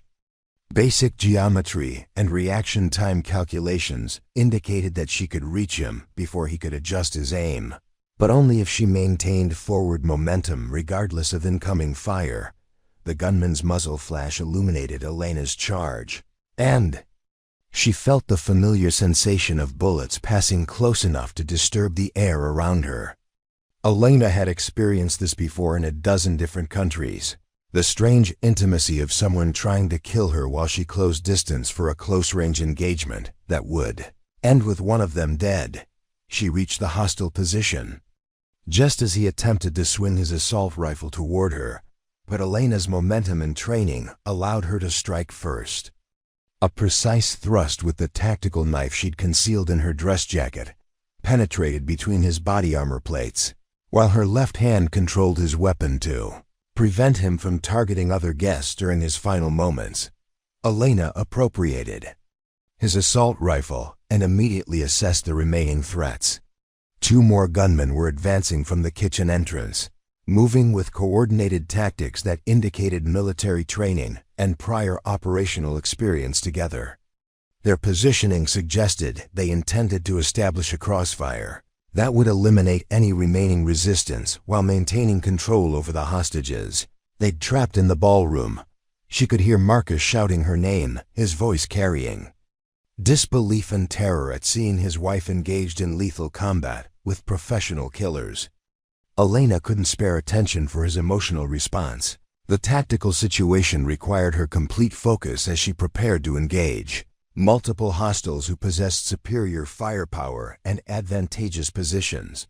Elena moved laterally along the wall, using the shadows created by emergency lighting to mask her approach, while the two remaining attackers concentrated their fire on the positions where military personnel had taken cover.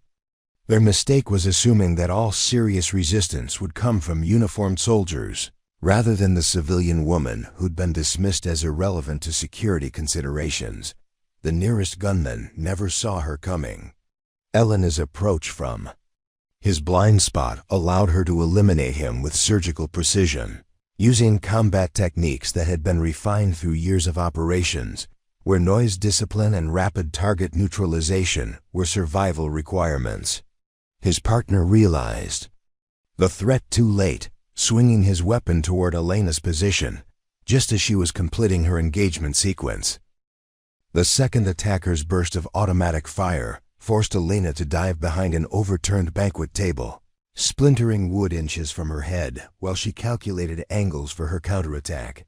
She could hear his footsteps advancing, the confident stride of someone who believed he had his target pinned down and helpless. Elena waited until his shadow appeared at the edge of her cover, then rolled out in the opposite direction while bringing her appropriated rifle to bear. The movement put her in the open for perhaps 2 seconds, but it also gave her the clear shot she needed to end the immediate threat to everyone in the ballroom.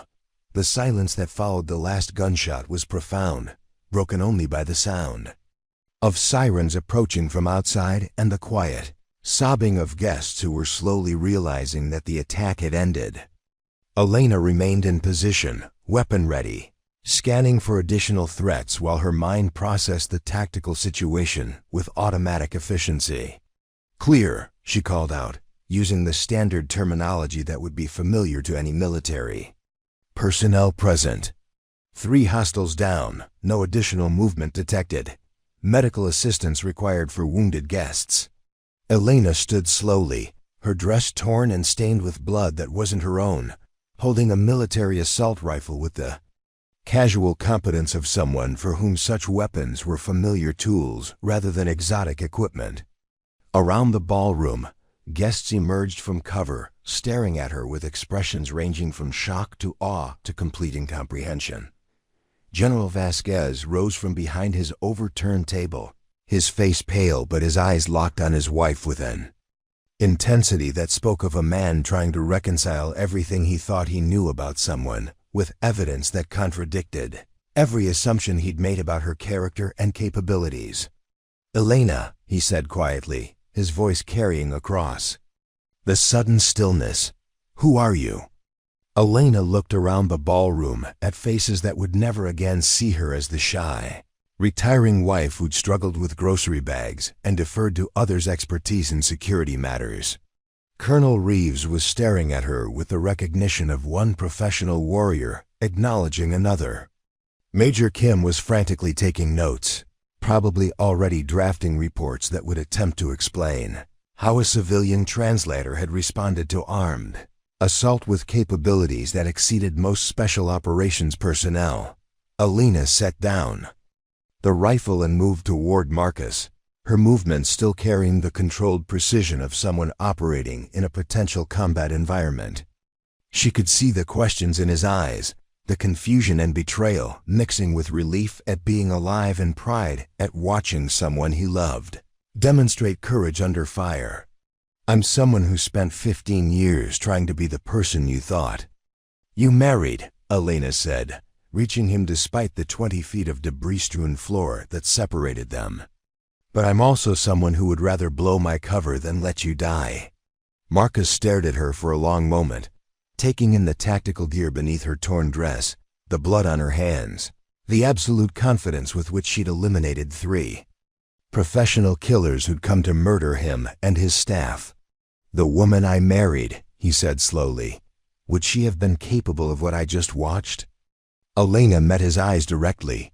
The woman you married has always been capable of this. You just never needed to see it before tonight."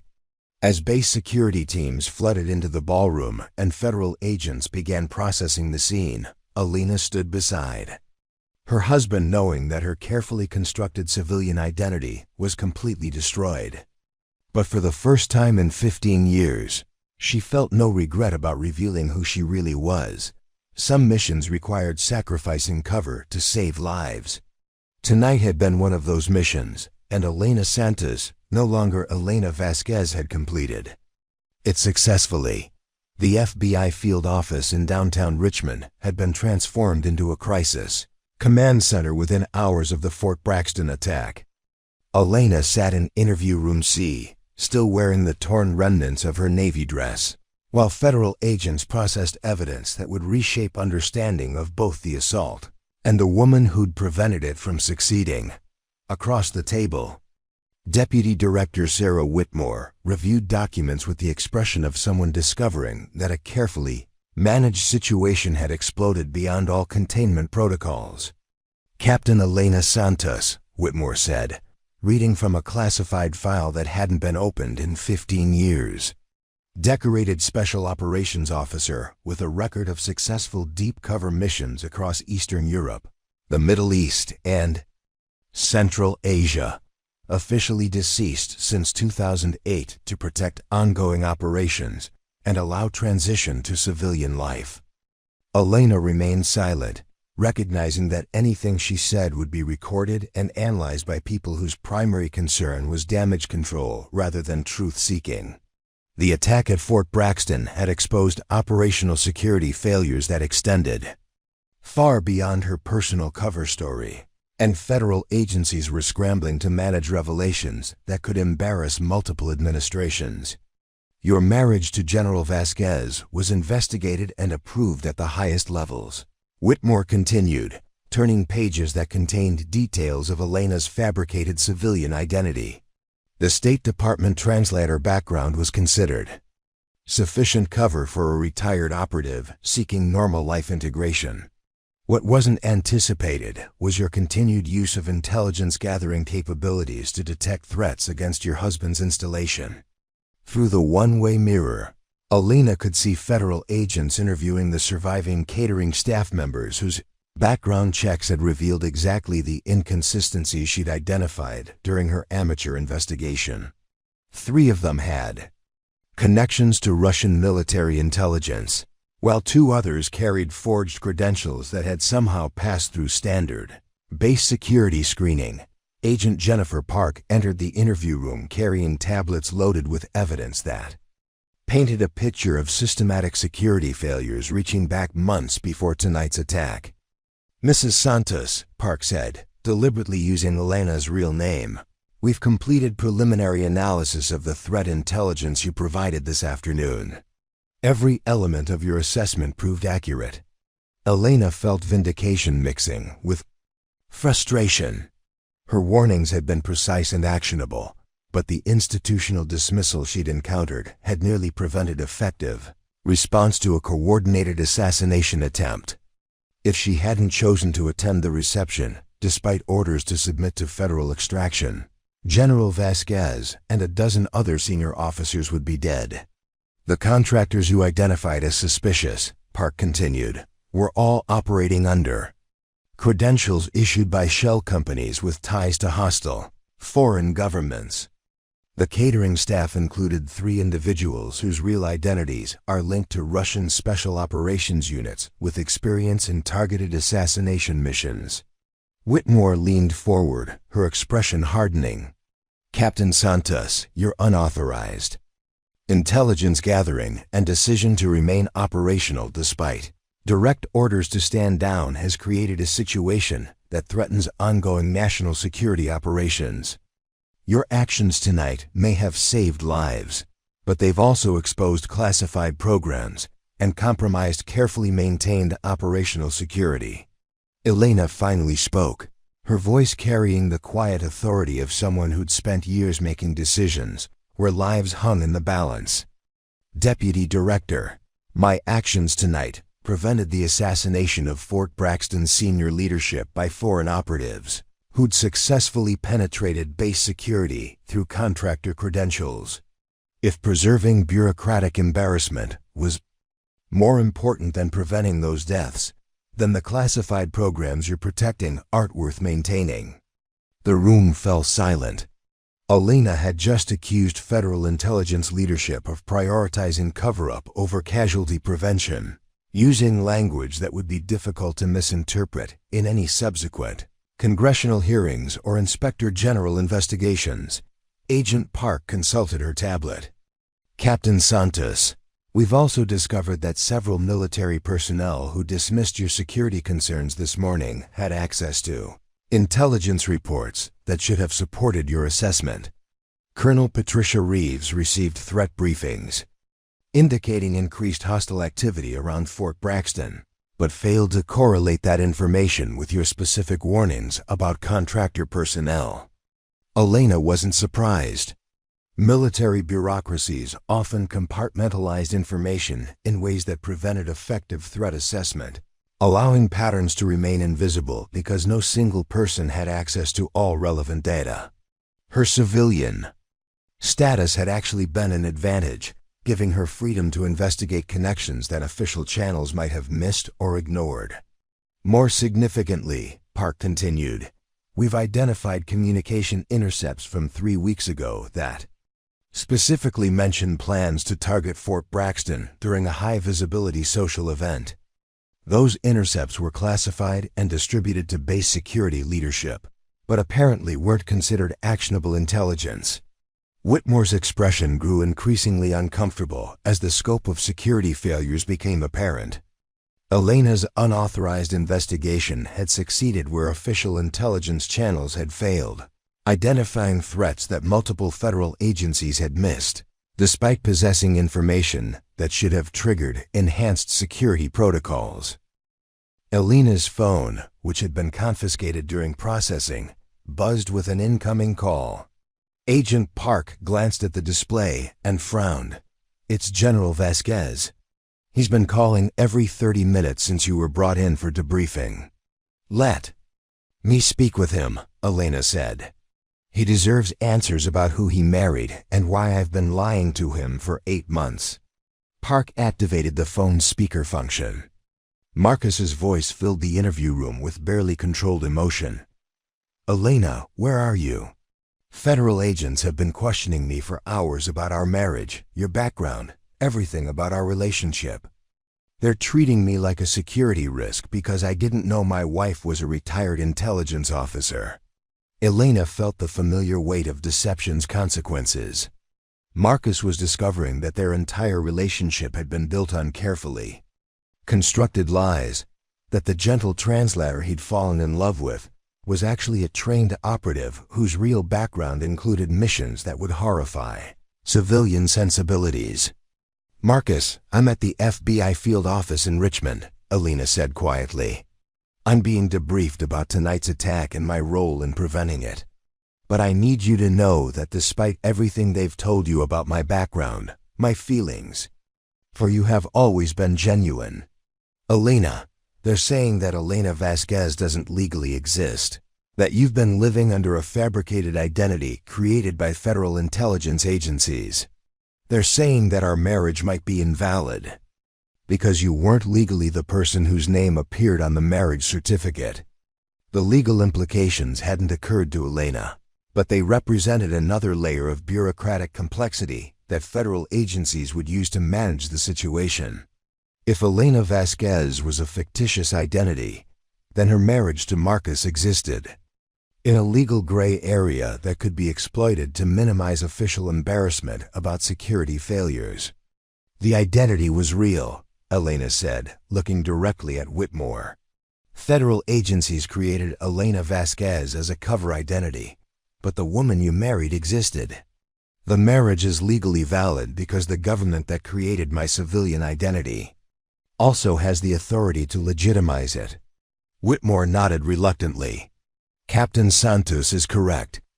Cover identities created for retired operatives include legal documentation that validates their civilian activities, including marriage and property ownership.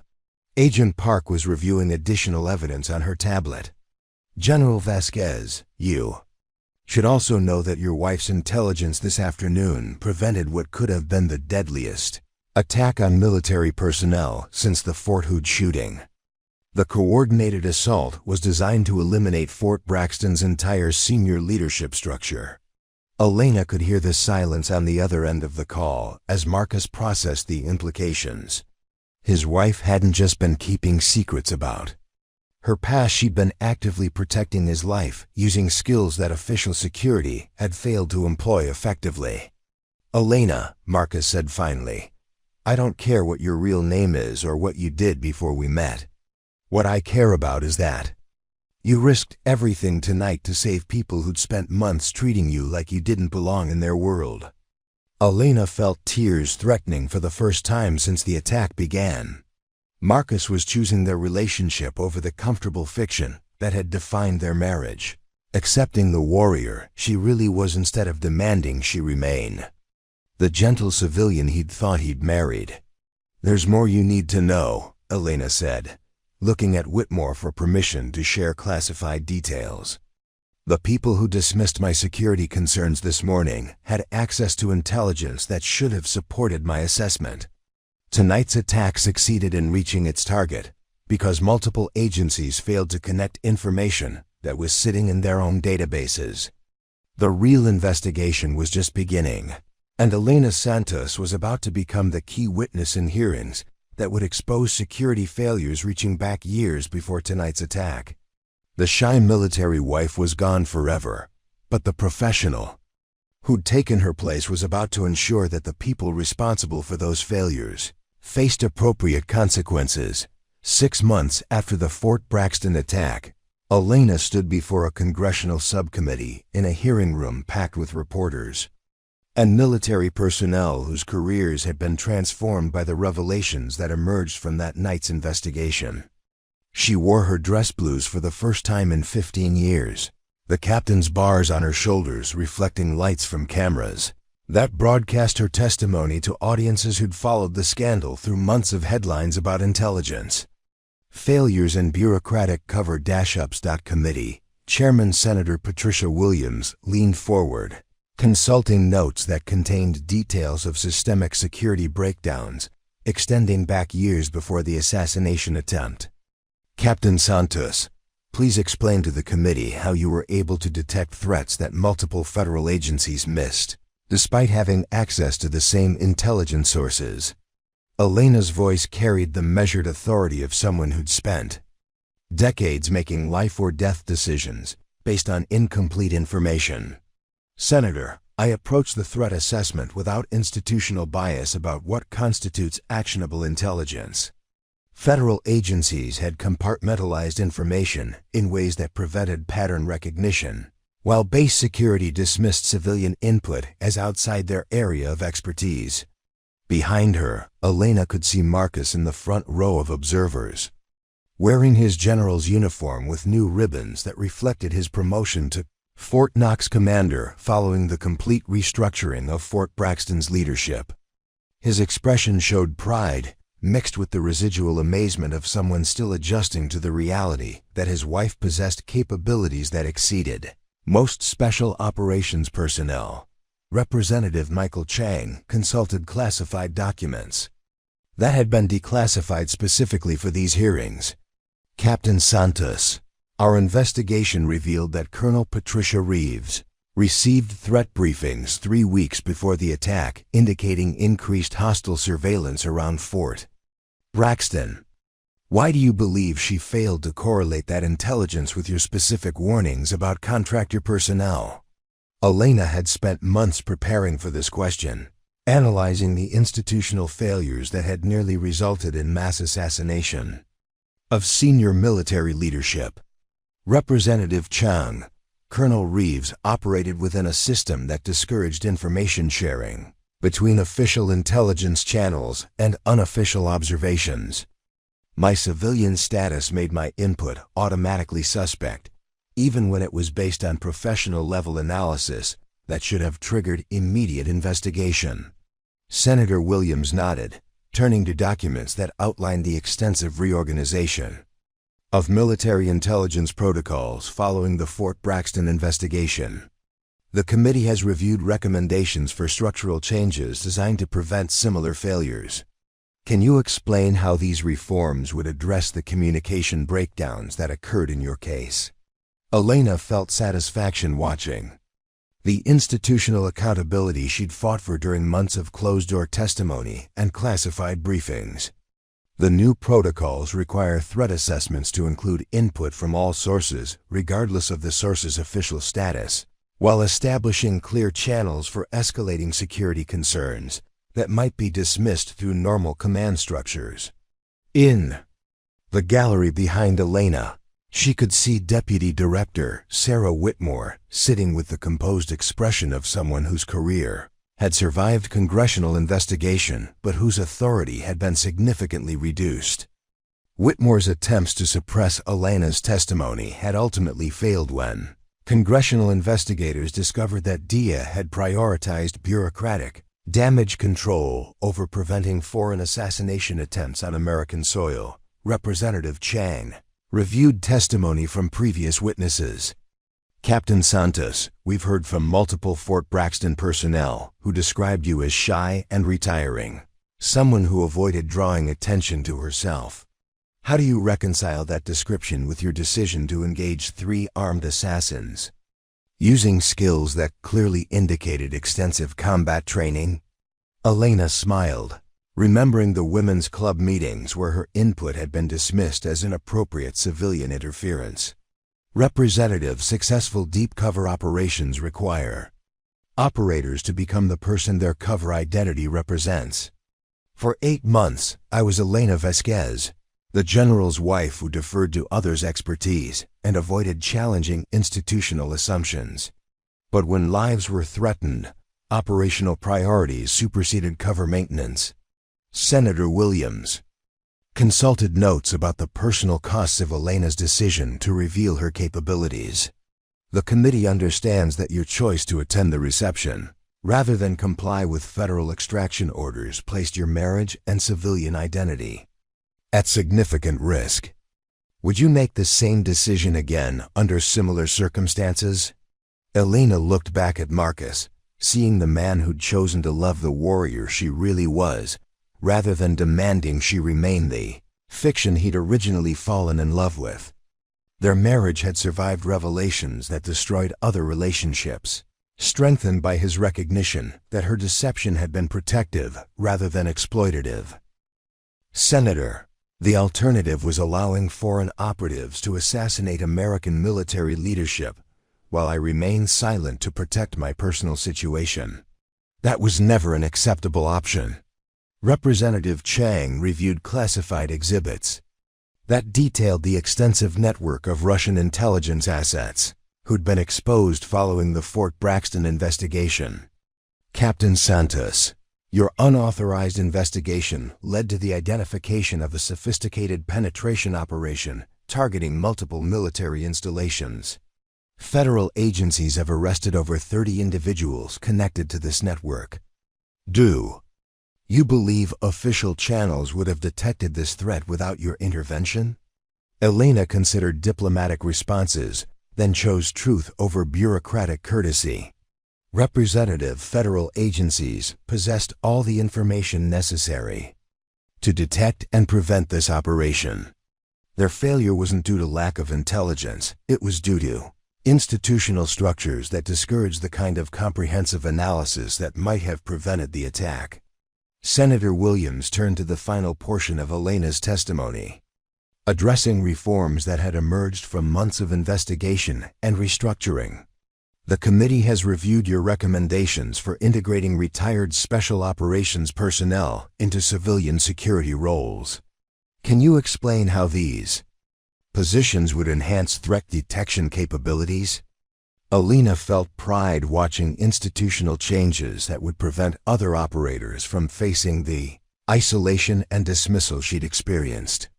Senator, retired special operations personnel possess threat assessment capabilities that remain valuable in civilian contexts. creating formal roles for their expertise, rather than expecting them to remain completely invisible, provides additional security layers while acknowledging their continued value to national security. As the hearing concluded, Elena gathered her materials knowing that her testimony had contributed to the most comprehensive reform of military intelligence protocols in decades. Colonel Reeves had been reassigned to administrative duties after failing a competency review that revealed fundamental gaps in threat assessment capabilities. Major Kim had received enhanced training in cross-agency intelligence integration and was implementing new procedures at Fort Knox under Marcus's command. Elena's new position as Director of Threat Assessment Integration for Army Intelligence gave her authority to implement the changes she'd recommended.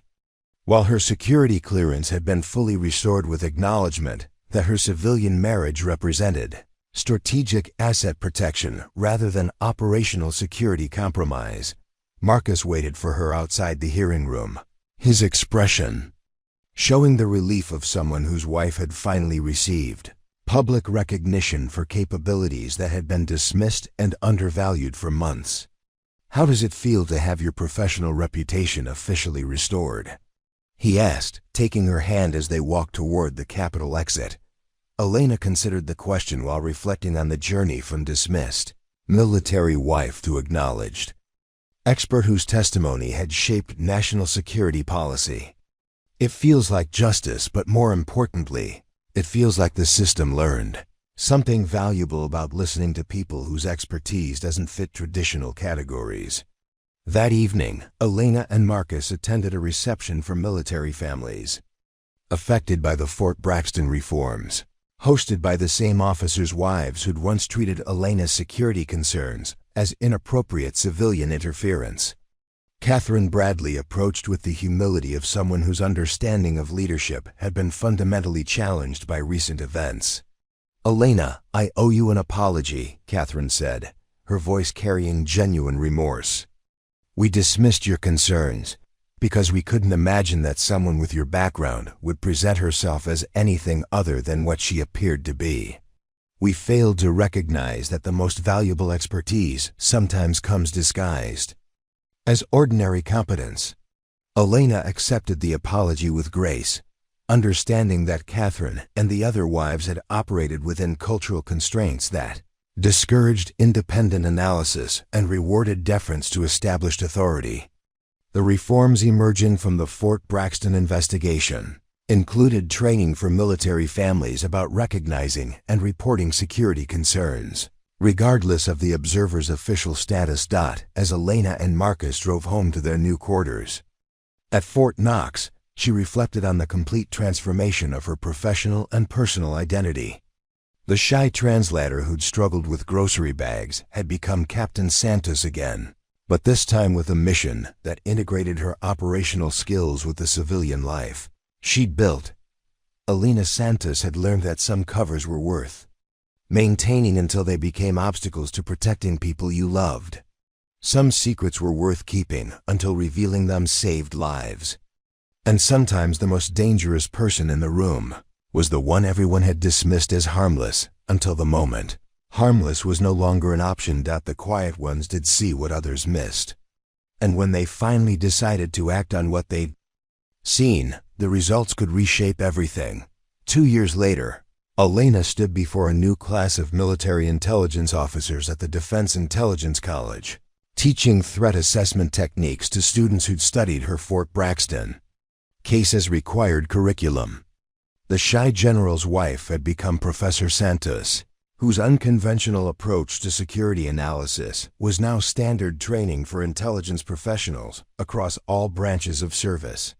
"Remember," she told her students, "the most dangerous assumptions are the ones we make about people who don't fit our expectations.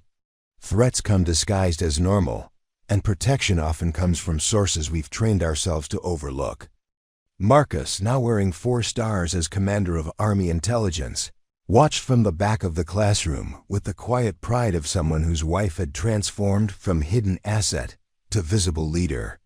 Their marriage had survived revelations that would have destroyed relationships built on less solid foundations, strengthened by the recognition that love based on truth was always stronger than love based on comfortable lies. After class, Elena reviewed applications from retired special operations personnel seeking positions in the new civilian threat assessment program, a network of former operatives who provided security analysis for military installations while maintaining normal civilian lives.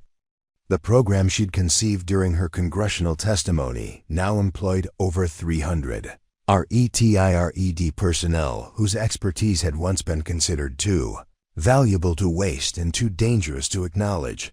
Elena had proven that sometimes the most powerful weapon against institutional blindness was someone brave enough to stop pretending to be harmless. If this story inspired you, don't forget to hit that subscribe button and join our community where we share incredible true stories of ordinary people doing extraordinary things. What would you do if you had skills that could save lives, but everyone dismissed you as irrelevant? Share your thoughts in the comments below, and remember, the quiet ones around you might be capable of more than you imagine. Ring that notification bell so you never miss our latest stories of hidden heroes and unexpected courage.